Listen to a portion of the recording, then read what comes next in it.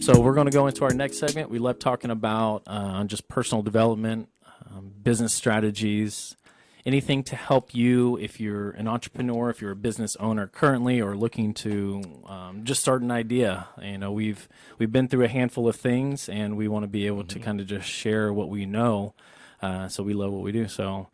Because of Andy Vargo here and hashtag Own Your Awkward and awkwardcareer.com, we're able to present to you this amazing segment. So, what we got going on today, man? So today's it might not be a very exciting thing to talk about It's okay. because it's the word work and Okay. how you think about work and how you use work in your life. Okay.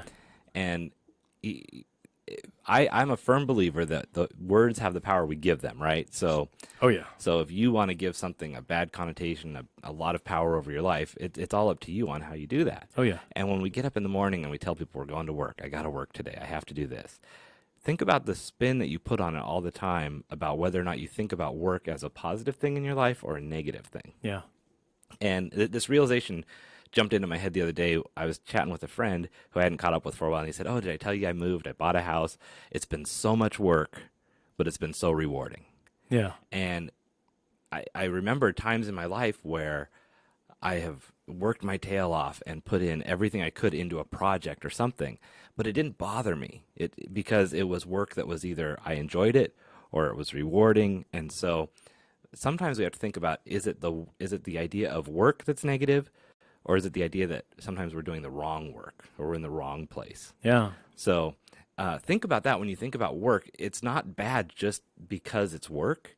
It could be bad because we're not doing the things that bring us joy, bring us a reward. Oh yeah. And so if our focus is wrong, sure, it's going to be a downer. Yeah.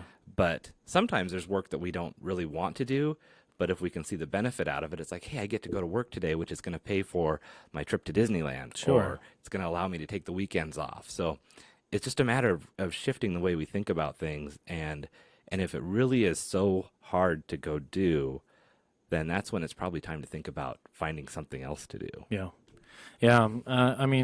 My entire life growing up, work was always, it just seemed like unsatisfying, but tiring at the same time. Yeah. And as my family and I grow into this business that we're growing here in Tacoma, and we start opening up our world and realizing that we love what we do. Right. We love being able to promote for local businesses. And so work now is still tiring, but the overall goal and gratification behind it all is so much more. Yeah. And I think that has to deal with being able to find a purpose in life. I mean, you can get excited about, I used to be in surgery. I was surgical tech and first assist, and I was able to do all this stuff. I enjoyed it.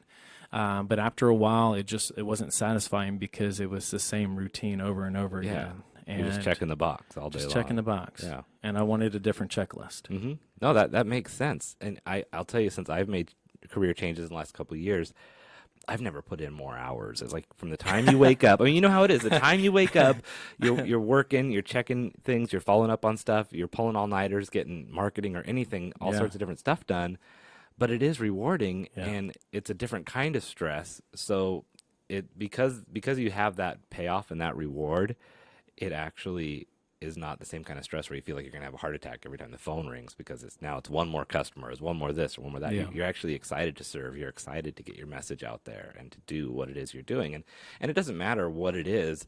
Like, it could be that you love making something or fixing things, and so you finally found that you're able to tap into that side of your life, and maybe that leads you to, maybe you never realized you always wanted to be a mechanic or a chef or an artist. And so whatever that is that you could work on for hours without getting tired or feeling tired, that's what you should be doing. So How can you help someone maybe change a mindset? Oh, that's a really good question, because sometimes that's hard. When I had to just do this the other day, I spilled on the floor in the morning. I was getting my day started, and you can easily think, okay, that's how my whole day is going to go, right? Yeah, But I cleaned it up, and I thought, I'm not going to take my mind to that negative space. Yeah. And I was able to say, you know what? Now I have a clean floor, because I needed to mop the floor anyway. So now the floor is clean because it needed to not just be cleaned up from that spill, but just from regular wear and tear. So if you can, the thing that you need to do in order to change your mindset is take a step back out of the situation instead of looking at the struggle that you're in right now, but look ahead a little bit forward and think about what positive outcomes could be coming out of this situation. And then just latch onto that benefit. Yeah. So if you're, it could be the worst thing you could think of, like, I'm going to go to prison, and you don't want to have to go to jail. Sure. Well, I don't want to go to jail. if you think about it, at some point you're going to be out and you're going to be past that. What can you bring to the world? Who can you educate? What story can you tell? Can you write a book? You can probably journal while you're in jail and have the book done by the time you get out, while you're not having to go to work every day that you don't like, right? So there's going to be some benefit on the flip side, because now you know this lesson. Now you have this story to tell. Now you have this experience. So if you can find the positive, but you usually have to take a step back out of where you're at in the process, because when you're in the middle of it, you're so caught up in the struggle in the next step that it's a little hard to see that positive sometimes. Yeah. So taking a step back and thinking, what possibly could be good out of this? And even if you can't see that the good will come, if you can think about what good could even be a possibility, then while you're in the process, you can start working to make that outcome happen. Yeah. And so that's Yeah. what you got to do. Yeah. One of the ways that I can relate to this is when I started with the rideshare community, driving for Uber and Lyft, I was able to make what I needed to make for my bills, but it was like, what else can I do? Let's expand it. But it wasn't enjoyable thinking about just paying for bills.